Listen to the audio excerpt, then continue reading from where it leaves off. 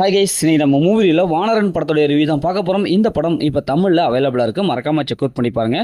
இது ஒரு feel good மூவியாக வெளிவந்திருக்கு. இப்போ இந்த படத்துடைய கதையை பார்த்துடலாம். படத்துடைய ஹீரோ இந்த சாமி வேஷமெல்லாம் போட்டுக்கிட்டு அதில் வர வருமானத்தில் அப்படியே வாழ்ந்துட்டு இருப்பார். லவ் பண்ணுவார், கல்யாணமும் முடிஞ்சிடும்.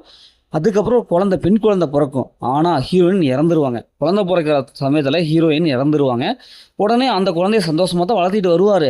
திடீர்னு பார்த்தா அந்த குழந்தைக்கு மூளையில் ஒரு பிரச்சனை, ஆப்ரேஷன் பண்ணணும். அதுக்காக ஒரு 5 லட்ச ரூபா தேவைப்படும். இந்த பணத்தை எப்படி பெரட்டுறது அப்படின்னு சொல்லிட்டு யோசிப்பார். அதுக்காக ஒரு பிளான் பண்ணுவார். இப்போ இறுதியில் அந்த பணத்தை அவர் பெரட்டி தன்னுடைய குழந்தையை காப்பாற்றினாரா இல்லையா, இறுதியில் ஹீரோட லைஃப் என்னவோ மாறுச்சு அப்படிங்கிறதான் இந்த படத்துடைய கதை. இப்போ இந்த படத்துடைய பாசிட்டிவ்னு பார்த்தாவே ஹீரோடைய கேரக்டர் தாங்க செம்மையாக சிறப்பாக எழுதியிருக்காங்க. ஒரு 3 கேரக்டர் இந்த படத்தில் நல்லாவே வந்திருக்கு. ஹீரோ, அவங்களுடைய பொண்ணு, அப்புறம் ஹீரோயின் கொஞ்சம் நேரம் வந்தாலும் நல்லாவே சூப்பராக திறம்பட கையாண்டுட்டு போயிட்டாங்க. அப்பா பொண்ணுடைய அந்த கெமிஸ்ட்ரியில் நல்லா ஒர்க் அவுட் ஆகுது. எமோஷன் நல்லா சூப்பராக இருக்குது.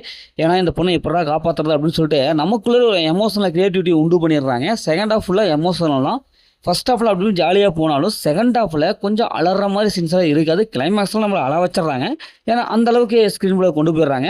படத்துடைய பிஜிஎம் பொறுத்தவரைக்கும் சூப்பராக வந்திருக்கு. அதேமாதிரி சினிமாட்டோகிராஃபிக் படத்துக்கு என்ன தேவையோ அதை கொடுத்துருக்காங்க.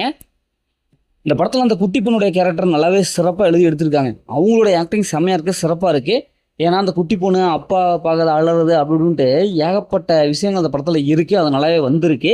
இந்த படத்தோடைய மைனஸ்னு பார்த்தாவே ஸ்டோரி தான். ஓரளவுக்கு ஒரு பழகிய ஸ்டோரி. ஃபர்ஸ்ட் ஹாஃபில் கொஞ்சம் அப்படி இப்படின்ட்டு இருக்குது. செகண்ட் ஹாஃபில் இன்னும் கொஞ்சம் ஒரு மெனக்கெட்டு எடுத்துருக்கலாமோ அப்படி தான் தோணுது. மற்றபடி இந்த படத்தில் பெரிய மைனஸில் எதுவுமே இல்லை. இந்த படத்தில் அந்த மாதிரி சின்சில் இல்லை, ஃபேமிலியோட பார்க்கலாம். மொத்தம் இந்த படம் சூப்பராக சொன்னாங்கன்னா இந்த படம் ஒரு ஒருத்தான மூவி தான். ஓகே, கேம்ல அடுத்த ஒரு புதிய மூவி ரிவ்யூ சந்திப்போம். அப்படியே நம்ம சேனலை சப்ஸ்கிரைப் பண்ணி உங்கள் ஃப்ரெண்ட்ஸ் ஷேர் பண்ணி எங்களை சப்போர்ட் பண்ணுங்கள்.